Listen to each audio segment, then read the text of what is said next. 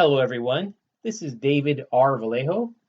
I'm an artist and illustrator, and I just completed a challenge. It's called the Caricature Resolution 2020. 2020 meaning the year 2020. And Caricature Resolution is a Facebook challenge, an online challenge. And I like online challenges, they're a lot of fun to do.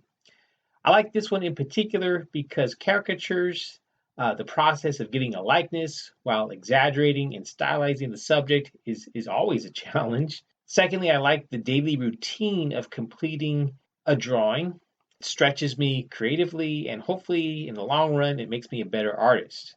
And by the way, this is a daily challenge. You draw a caricature for each day of January.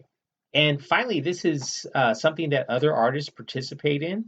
And so I like seeing what the other artists are doing with these subject matters that I'm also doing too. And a lot of times they'll do things that I would have never thought of doing. And sometimes it's neat to see how we both tackle certain things in the same way too. So I just find it that it's really inspiring. And of course, I like looking at other people's art, especially since there's a lot of really good artists that have participated.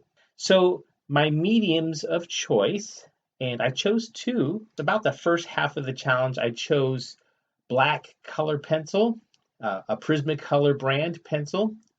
And I like the soft, varied tones that it can achieve.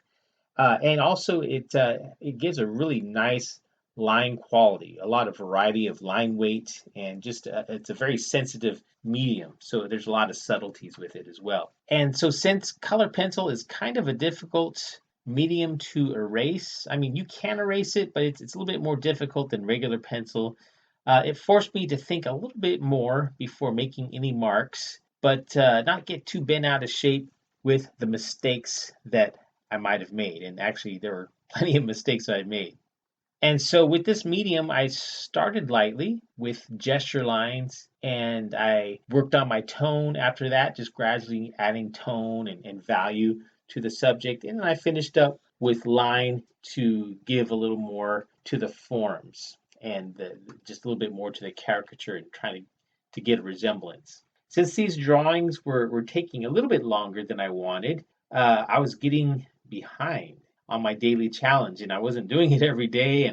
And I think I got about 4, maybe 5 days behind, and I almost thought I was just going to quit in the middle, but I really wanted to finish the challenge, and so I decided to change mediums. And so I changed to a PenTell brush pen. So PenTell is a brand, and a brush pen.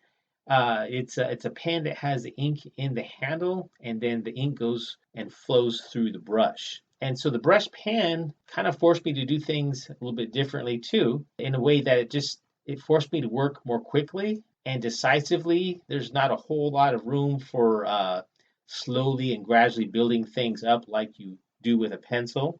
And this particular pen was a little more difficult to handle and control than perhaps my other brush pens. And so that really forced me to focus on my brush strokes and my techniques and really embrace the imperfections of the medium. And again, there were plenty of imperfections. And kind of along with that, the thing about the brush pen too that's kind of neat and kind of frustrating all at the same time is that the bristles will sometimes separate, especially when the ink starts drying out a little bit. And so it will give you what's called kind of a dry brush effect, where it's kind of scattered along the paper, or sometimes the bristles will separate and it'll give you kind of a double line. And kind of as I was drawing with the pen, I would kind of get frustrated a little bit, but then after I was done with the drawing, those imperfections actually enhance the drawing many times. So that's what I mean by embracing the imperfections of the medium. Miley Cyrus is the last of the character subject matters, and boy, she's quite the character. Anyway, let me just kind of describe you how I drew her with the brush pen. Kind of like with the pencil, I start off with a gesture of the pose, and with pen, you have to be really careful because once you make your mark, it's there and it's for all to see. You can't really hide it very easily. And so I just did a few key strokes that would give me the idea of the pose.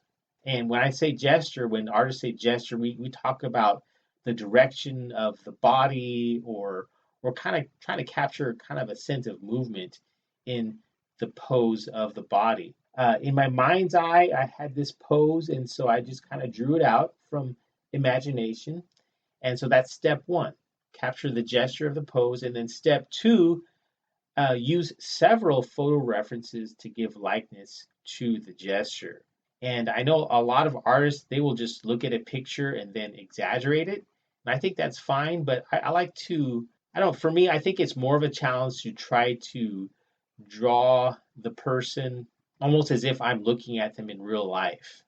And I think photos, and while I know photos are very flat and it's hard to get a good three-dimensional likeness sometimes. And so I think looking at several pictures helps me give more of a three-dimensional likeness as if I'm actually looking at them. So and I tried doing this process with almost all the caricatures. There were a few days, maybe several days, where I was just tired, and so I just looked at a photo and exaggerated and stylized it. But for the most part, I tried to stick with this two-step process of drawing the gesture of the pose from my mind's eye and then using several photos to give a likeness to the caricature. So that's it. That's my sketchbook, and that's the last drawing. Thanks for watching this video, and stay tuned because what I'm going to be doing here pretty soon is I'm going to be doing a drawing course. It's going to be a free drawing course on YouTube, and I plan to have it completed by summertime. However, I just might share a few lessons before that. So this lesson, this drawing course, is hopefully a little bit different from what's out there. And as an artist, I think it's good to have at least 2 or 3 approaches that you've mastered so that you can have a good handle on what it is you need to do as an artist and ultimately expressing yourself with confidence and skill. So that's all I have to share this time around. Till next time, keep drawing. Thank you.